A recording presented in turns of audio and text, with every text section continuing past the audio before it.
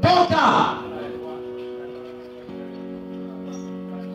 Ndio maana Jumapili baba alitoa mfano wa hawa. Wakati wanaokoka hawa, kila siku jioni walikuwa kwangu.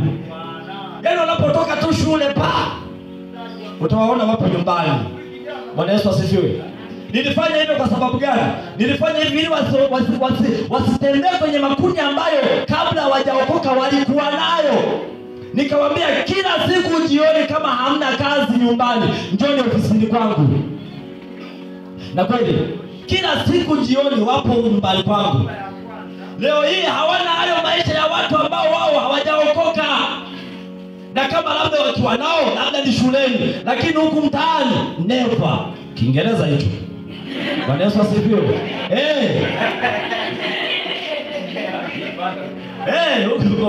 Huko. Bwana Yesu asifiwe.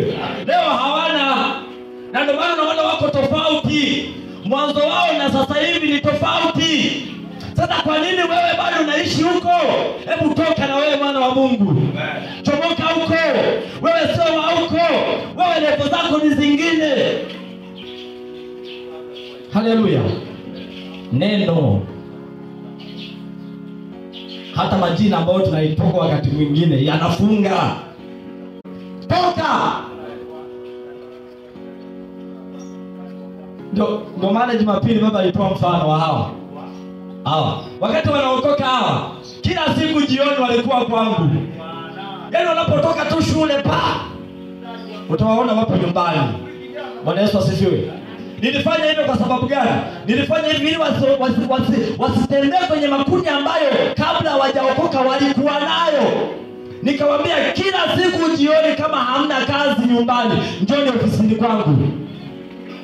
Na kweli kila siku jioni wapo nyumbani kwangu. Leo hii hawana hayo maisha ya watu ambao wao hawajaokoka.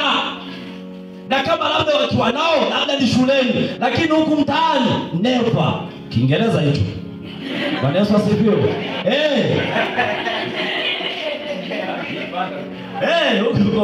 Huko. Bwana Yesu asifiwe. Leo hawana, na ndio maana naona wako tofauti. Mwanzo wao na sasa hivi ni tofauti. Sasa kwa nini wewe bado unaishi huko? Hebu toka na wewe, mwana wa Mungu. Chomoka huko. Wewe sio wa huko. Wewe levo zako ni zingine. Haleluya. Neno, hata majina ambayo tunaitoka wakati mwingine yanafunga.